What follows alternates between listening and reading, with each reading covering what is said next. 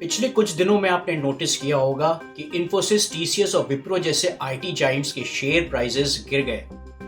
लोग पूछ रहे हैं कि ऐसा क्या हो गया, और एक फॉरेन कंपनी एंथ्रोपिक के किस अनाउंसमेंट के बाद पूरी आईटी इंडस्ट्री शॉक में आ गई। मेरे साथ इस वीडियो में अंत तक बने रहिए और बहुत ही आसान शब्दों में ये समझते हैं कि क्या हुआ आखिर। और जिन्होंने अभी तक लाइक और सब्सक्राइब नहीं किया है मेरे चैनल को, प्लीज डू इट।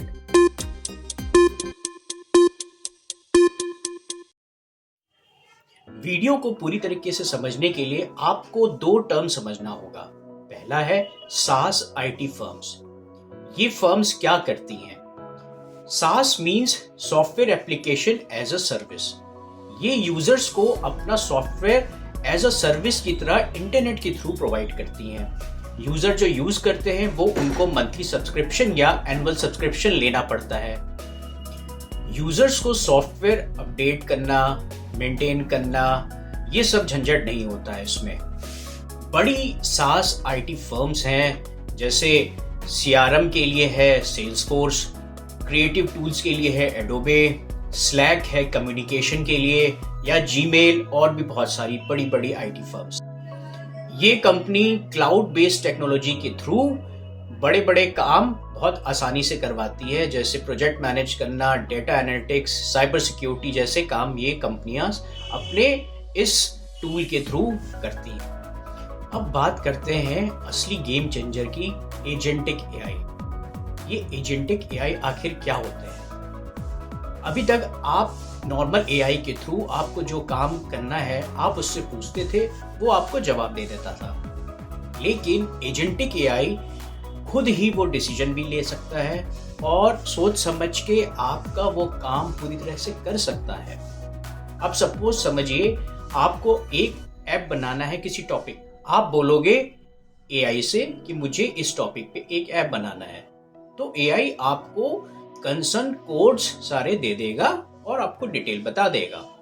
लेकिन एजेंटिक एआई खुद ही ऐप डिजाइन भी कर देगा, आपका ऐप का सारा कोड कर देगा और वो उसको डिप्लॉय भी कर देगा। मतलब पहले जो 10 लोगों की टीम एक काम को करती थी, अब वो एक अकेला एजेंटिक एआई कर देगा। अब यहीं से डर शुरू होता है। अब आती है मेन बात। इंडियन आईटी कंपनीज का काम होता है इन सास कंपनी के लिए सॉफ्टवेयर बनाना, उन्हें मेंटेन करना और तीसरा उनको सपोर्ट देना, क्योंकि इसी से भारत को डॉलर्स मिलते हैं। अगर सास फर्म्स को प्रॉब्लम आई तो इंडियन आईटी इंडस्ट्री को झटका लगता है। अब बात करते हैं असली बॉम्ब पे। एंथ्रोपिक एक यूएस बेस्ड आईटी फर्म है जो कि क्लॉड एआई बनाती है। एंथ्रोपिक ने अनाउंस किया है advance agentic AI for enterprises.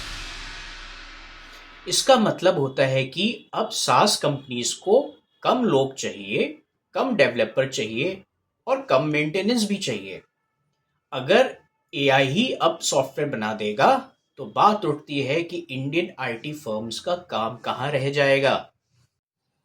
बस यहीं से पैनिक सेलिंग शुरू हो गई। आईटी स्टॉक्स गिर गए और मार्केट नेगेटिव हो गया, क्योंकि स्टॉक मार्केट फ्यूचर देखता है, प्रेजेंट की सिचुएशन नहीं। तो ये फ्यूचर के डर की वजह से स्टॉक मार्केट क्रैश हो गया।